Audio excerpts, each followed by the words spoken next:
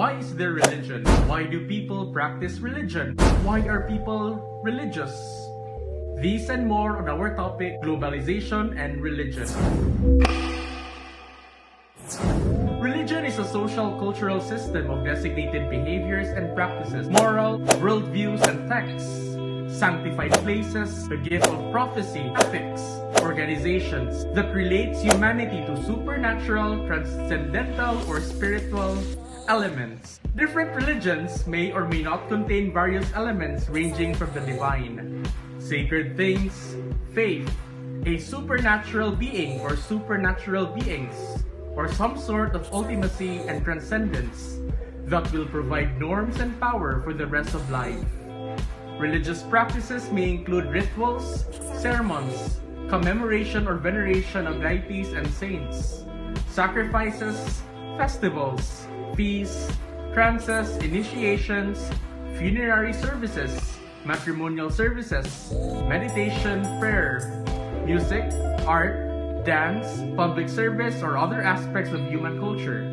Religions have sacred histories and narratives, which may be preserved in sacred scriptures and symbols and holy places.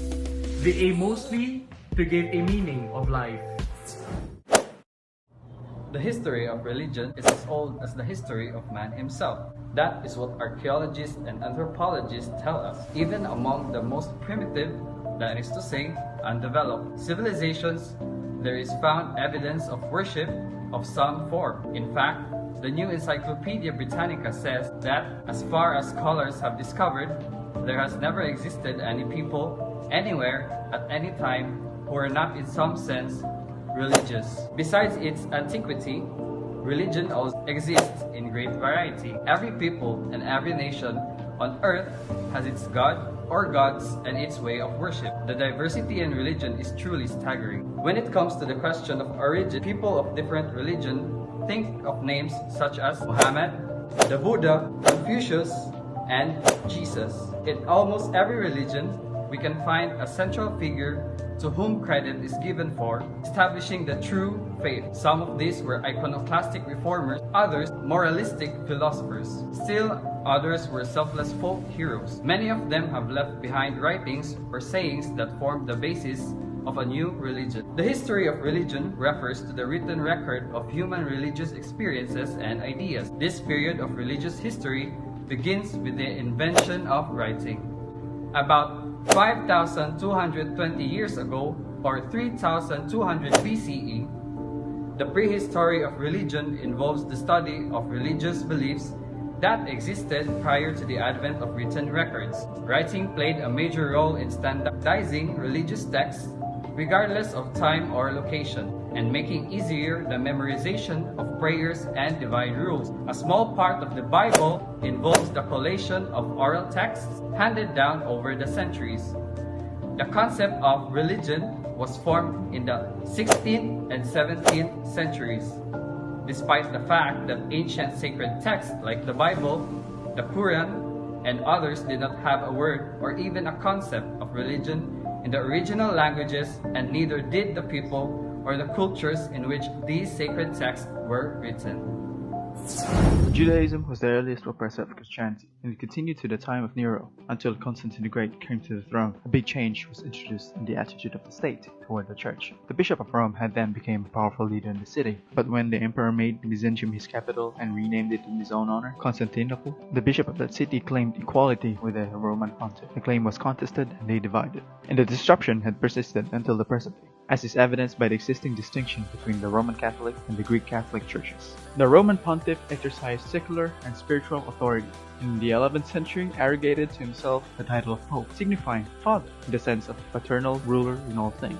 During the 12th and 13th centuries, the temporal authority of Pope was superior to that of kings and emperors, and the Roman Church became the despotic ruler of nations and an autocrat above all secular states. With the renewal of intellectual activity, there was protest and revolt against the Roman Catholic Church. The Albigenses in France had risen in insurrection against the churchly despotism during the 13th century, and in the 14th, John Wycliffe of Oxford University gave to the world a version of the Holy Bible in English. But Wycliffe was the subject of severe and persistent persecution by the Roman Catholic Church. A revolt occurred in the 16th century and is known as the Reformation. This movement was begun in 1517 by Martin Luther, a German monk, and spread so rapidly as soon to involve the whole domain of popedom. Formal protests against the despotism of the Papal Church were formulated by the representatives of certain German principalities and other delegates, and the reformers were henceforth known as Protestants. The Roman Church, confronted by determined opponents, hesitated no extreme of cruelty. The court of the Inquisition, which had been established in the latter part of the 15th century, inflicted tortures on persons secretly accused of heresy. In the early stages of the Reformation started by Luther, the King of England, Henry VIII, declared himself a supporter of the Pope and was rewarded by a papal bestowal of the title Defender of the Faith. Within a few years, this same British sovereign was excommunicated from the Roman Church because of impatient disregard of the Pope's authority in the matter of Henry's desire to divorce Queen Catherine so that he could marry one of her maids. The British Parliament in 1534 passed the Act of Supremacy, by which the nation was declared free from all allegiance to papal authority. By Act of Parliament, the king was made the head of the church within his own dominions. Thus was born the Church of England. Is it to be wondered at that from the 16th century onward, churches have multiplied with phenomenal rapidity? There are sects named from the circumstances of their origin as the Church of England. Others are after their famous founders or promoters, as Lutheran, Calvinist, Wesleyans. Some are known by peculiarities of doctrine or plan of administration, as Methodist, Presbyterian, Baptist, Congregationalist, and they soon spread around the world, globalizing Christianity. The positive effects of religion to society. First, the effect of religious community. Many studies have shown that religiosity correlates with happiness and health. People believe that religion is what ties them with God, and being more closer to God gives them the happy life and a good health. Next is the charitable giving. The Christians I know all seem to give for more charity, both in terms of money and time, than average people.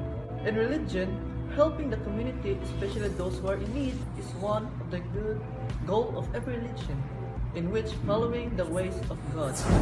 The next is the time and money in religion. The people spend time and money on churches, articles that foster faith, and so on.